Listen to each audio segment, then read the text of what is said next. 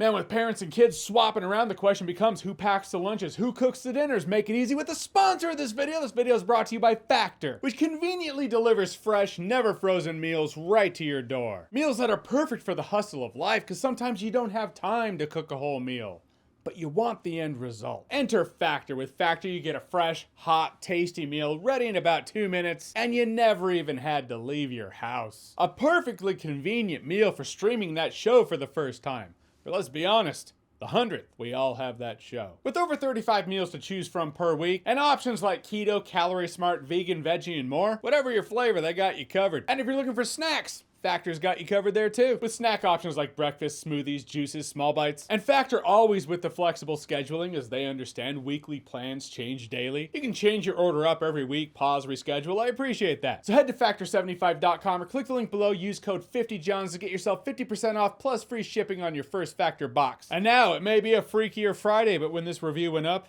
it was Tuesday.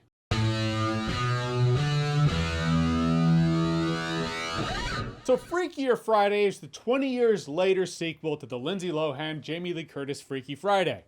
It's been 20 years, right? No, it's been 22 years. I felt that one. As a projectionist when that movie came out, I had to build the movie, 35mm print style. Moving on. There's a lot of ageist jokes in this movie, and that's kind of the fun of the Freaky Friday premise, but there's another one for you. So in the previous Freaky Friday film, it's the remake of Freaky Friday, the mother-daughter duo of Tess and Anna swap souls, swap consciousness. Never makes sense why, but it doesn't have to for Freaky Friday. It's magic. Now there's a lesson to be learned before they can swap back, and here we go. In Freakier Friday, it's more, I want to say complicated, but convoluted's the word. Anna, played by Lindsay Lohan, has a daughter of her own at this point.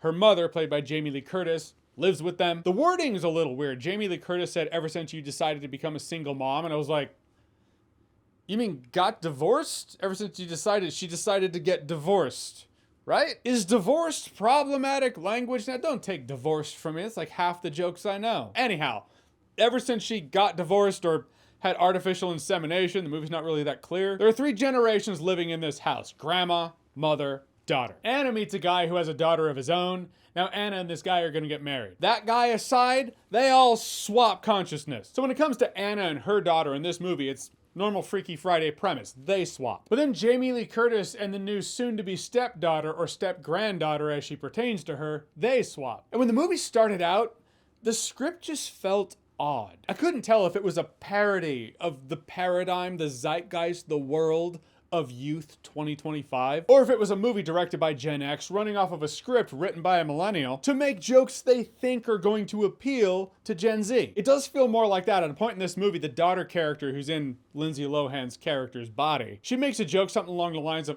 what old person wrote these out-of-touch jokes? Actually, thinking about it, it could have been Lindsay Lohan's character in the daughter's body. Someone said something like that, though I'm still paraphrasing. It kind of felt like it was the script pointing at itself, but I don't think it meant to be. And I gotta say, all the swapping around really is confusing. So many times in this movie, I was like, okay, who are they supposed to be? Who am I actually watching? Now, convoluted premise aside, I kind of understand why it happened. To keep Jamie Lee Curtis and Lindsay Lohan front and center. They're now the minds and souls of the young girls in this situation, the daughters, the soon-to-be stepsisters. They don't want to be stepsisters, so they're trying to ruin the marriage. Could this have been avoided if grandma and mom, who look like the stepdaughters, just been like, look, a crazy thing happened and we've all swapped minds. Don't listen to anything they say. Yes, but that's with any Freaky Friday movie. If good communication existed, you wouldn't have a movie at all. And it makes sense. Jamie Lee Curtis has won an Oscar now. Lindsay Lohan's been clean and sober for 10 years in 2024, 11 years now. Props to her. This movie does show, if for nothing else, I'm totally cool with the Lindsay Lohan resurgence, to be honest with you. When the movie does bring the heart, you remember, like, yeah, she's talented. The fact that she was a youth working in an industry built to sap your soul like Shang Tsung or some shit.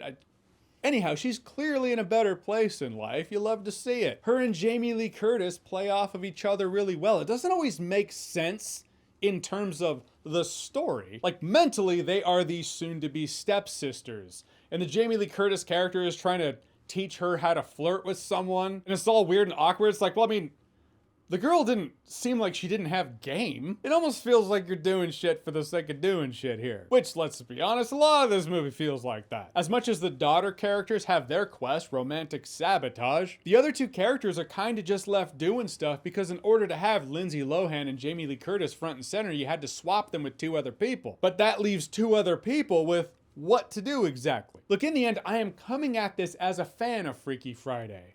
The Jodie Foster Freaky Friday. It's the one I watched when I was young. But the 2003 Freaky Friday did have something to it. It was still enjoyable. Freakier Friday has a new writer and new director, and you do feel that. It has character appearances and nostalgia, but it all is at this point. Every sequel has nostalgia at this point. It's the oil for the machine, baby. It's what keeps it running. It does have heart by the end. Not gonna say it doesn't. Absolutely. You have parents and kids bonding, learning their lessons. What can I say? I'm kind of a sap for that shit. But with other Freaky Friday movies out there, this didn't really offer anything in the way of, hey, you should totally see this movie in theaters. Rather than streaming one of the Freaky Friday movies, I usually say for free, subtext, if you own the streaming service, you don't have to pay an extra charge. That's what I mean. Try to be more careful with my wording next time. I mean, this movie's 20 minutes longer than the 2003 Freaky Friday. With two more people swapping, I understand why it's 20 minutes longer. That's not to say it feels justified in being 20 minutes longer. But if you're a super fan of the Lindsay Lohan Freaky Friday, it might be nostalgic for you. If you're gonna check it out, I'd say wait for it to come out on streaming, which is weird. Feels like it should have been released in the first place. All right, so Freakier Friday. Have you seen it? What did you think about it? Or what's your favorite version of Freaky Friday? Or any movie where people swap spiritually, physically, or otherwise. Whatever it is, whatever you think, comment below, let me know. And as always, if you like what you've seen here and you want to see more, click right here to see more.